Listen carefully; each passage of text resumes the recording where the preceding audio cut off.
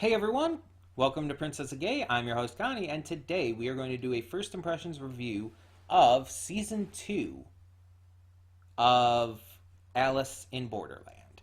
So, uh, if you haven't seen season 1 and you don't know what happened in season 1 and everything, please be aware that this will contain spoilers for season 1. This review will contain spoilers for season 1, and it will contain spoilers for the first episode of season 2. This is my first impressions review, and I do need to discuss what happened in the first season as well as the first episode of this one.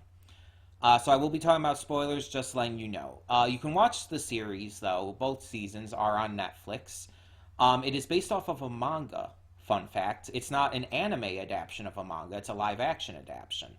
So that's pretty interesting. But for those who don't know, the general non-spoilery synopsis of Alice in Borderland is a young man named Arisu who is kind of a neat, stays at home all day playing video games, doesn't get a job, not exactly the most productive citizen, but loves his life nonetheless, decides to hang out one day with his two best friends. They are at Shinjuku Station. I believe it. No, is it? No, it's Shibuya, not Shinjuku. I believe it's Shibuya Station. When they are isekai'd to another world, seemingly to another world. It's. I'll say it's not clear. I won't go into further details than that because this is just the general synopsis, but it's not clear. And they have to figure out how to get back, how to survive, and what the fuck is even going on in the first place. So obviously with the title, Alice in Borderland, it takes some inspiration from Alice in Wonderland. And our main character of Arisu, his name is Alice in Japanese. Arisu, Alice. Kind of makes sense, right? But you see other characters in there who are representations of, Alice in Wonderland characters. You have Usagi, a main female lead. Her name is Usagi. Usagi means rabbit, the white rabbit. You have a character named Hatter. That's pretty fucking obvious, the Mad Hatter. And you get to see a lot of that throughout the season. You also have a focus on playing cards. So there's the obvious connection there as well. And although you have those connections and all, the story itself isn't really like Alice in Wonderland at all. Other than just, the transported to another world kind of thing. But from here out, I will have to go into spoilers to talk about it. So if you, again, have not seen season 1 and wish not to be spoiled, I would definitely suggest doing so. It's a fantastic series, and it's definitely worth the watch. And hell, if you even just want to watch along with someone else, Nani no Anime is currently doing a reaction series to it. And others have done a reaction series to it as well. I can't remember exactly who at the moment, though, but you can search up reactions on YouTube, and you should be able to find them. But we will begin with spoilers, starting with Season 1 and going into Season 2 in 3, 2, 1, now. So, after Arisu and his friends Kasukabe and Chota, I believe their names are transported to this seemingly other world, they end up being roped into these death games. That's right, it's a death game story, similar to Battle Royale or the like. And so they get roped into these death games that they have to participate in. Such as one example being, they go into this building, and they have to go from room to room, and it's like, okay, you're in the room, you have two choices. This door it has a picture, like a good picture, this door has a bad picture. Pick a door. One door leads to death. One door leads to the next room. And so they have to choose. And Arisu has to figure out how to tell which room it's going to be based on the shape of the building and everything. It's great. The puzzle work is great in this series. But they have to go through these death games in order to earn time on their visa. This basically means they have a certain amount of time, let's say 3 days, where they are safe. Nothing will happen for those 3 days, but by the end of those 3 days, you have to compete in another game or you die. If your visa runs out, you die. But if you compete in another game, more time is added onto your visa. So it's as simple as that. You have to keep competing to stay alive. But they are also death games, so you can die in the games. Arisu ends up meeting up not only with his best friends, but with others. They meet Usagi. They meet some others during a big, large group game at an apartment complex. And eventually, they hear about this place called the beach. They go there and find this big group of people, everyone who had been transported there from the normal world. And they've started working together to try and gather the cards. Because after you win a game, you get a playing card. The suit of the card, hearts, diamonds, spades, and clubs, talks about what kind of game it is. For example, I believe spades is a physical challenge, while hearts is an emotional challenge and will involve like betrayal and messing with people and shit like that. The number of the card represents its difficulty. A 1 difficulty is super easy, but like a face card, for example, would be super difficult. So the number is really important to that as well.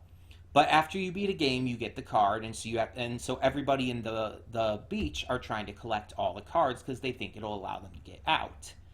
And so Arisu and his group have to deal with the shenanigans and the bullshit and the betrayals and everything else going on at the beach, while also trying to figure out what the fuck is going on with these games. It's quite a wild journey.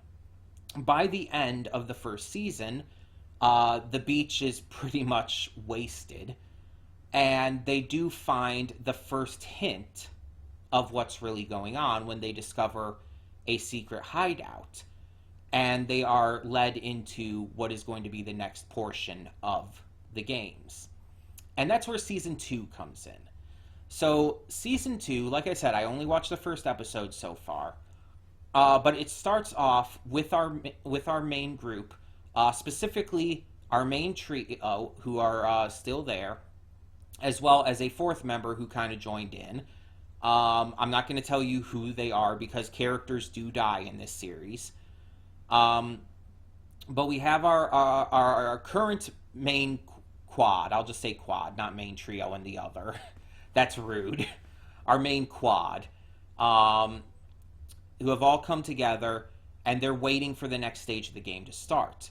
Then a bunch of people who are at the beach and stuff start to come in as well, when all of a sudden they start getting attacked by an ATR. It's like it's so sudden and kind of random, because it starts, the first episode starts with a flash forward, so you see the chaos and everyone running and all, and you hear the gunshots, but you don't know what's happening. So then it goes back and shows them waiting like a few minutes before, so you see it actually start. It's like there's this one person who's just standing there and all of a sudden just blasted open by the ETR. And it's like, holy shit. It's so sudden, so out of nowhere, and so violently gruesome. It's kind of fucking awesome. And I'm not even into that shit normally, but it's like, when it's that intensely done, and it's obviously meant to be portrayed as bad and evil and wrong, it's like, it can be enjoyable and entertaining to watch. Obviously, this kind of stuff in reality is fucked up, and a lot of, like, there's a lot of media involving this kind of shit that I don't like. It's how it's handled. And this series isn't really about that anyways. It's not really about the violence specifically. It's about the mystery and the puzzle solving. Because as the shooting starts and everything, we find out that this is the first game. It is, I believe it is also a spades game, so I guess technically counted as a physical game. And it is the king of spades. So obviously, king would be high up in the numbers, in the difficulty. Uh, there's a certain area where the game is taking place, and there's this one person using this heavy machinery, all these heavy ass guns, to attack and kill people. And people die big time in this scene. It's really wild. But you see our group having to go around. They split up even, and new members join, and they're just trying to kind of survive while also trying to figure out what the fuck is even going on with this game and how it works. They start to try to figure out, like, oh, if there's only one person, we can hide away for a little bit, but they're always searching, so we have to be careful. We have to be on our feet. They start to, like, gather food. You see a part where Arisu and Usagi have a very, very deep, emotional character building moment. You see other characters getting a car, and just stuff like that. But then they decide that this is probably all set to one area, because they see the cards, like the symbols of the cards flying from like aircrafts in the sky, telling where the domain of the different king games are, because all 4 king games are going at once: spades, clubs, diamonds, and hearts. So they decide to go for the clubs instead. They decide to leave the area of the spades. I believe it's the spades, and I believe they're going to the clubs. It might be backwards. I might have that backwards. But they go to a different area instead and decide to try that out, because they believe that the people running these games have to be game masters, the people who are actually behind everything. And so they want to find out what info they can, and believe if they defeat the game master, they might be able to. So they go to this other area and have to team up with a not so happy to see face from the past. And they go in and have to face down the challenge, which we don't see it yet because it cuts off at the end of the episode. But we do see the quote-unquote game master, if that is who it is, who is running the challenge. And I don't know what's going to go on here, but he's a hot nudist. Like, he is very actively hot. Like, the dude is fucking gorgeous. And he's also fucking nude.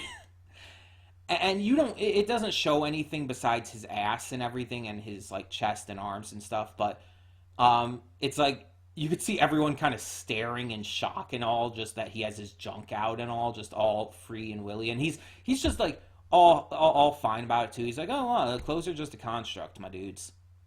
This is how humans are meant to be. He literally says that kind of shit. And it's like, okay, this is fantastic. But it cuts off before the game starts, so it's going to be interesting to see whatever this is going to be about. But we know the difficulty is going to be tough as hell. This first episode really kicked things off really strong by having an intense, heart-pounding, edge-of-your-seat opening, to going slower, more towards the middle, by having some emotional character moments, and even some good humor dropped in at points. The ending was also really just out there and funny and wild to see. Seeing this dude just stroll up with his cock out, like ready to have some fun. It's like, oh, okay, why not? I mean, dude looks hot. It's like, I'm okay with this. I'm okay with this. But yeah, it's a really, really fun opening, and it makes me really excited and really interested, because it does build up some of the mystery around what this next stage is going to involve more heavily, and how it's going to resolve. Are we going to find out a lot more information this season than we did in season 1?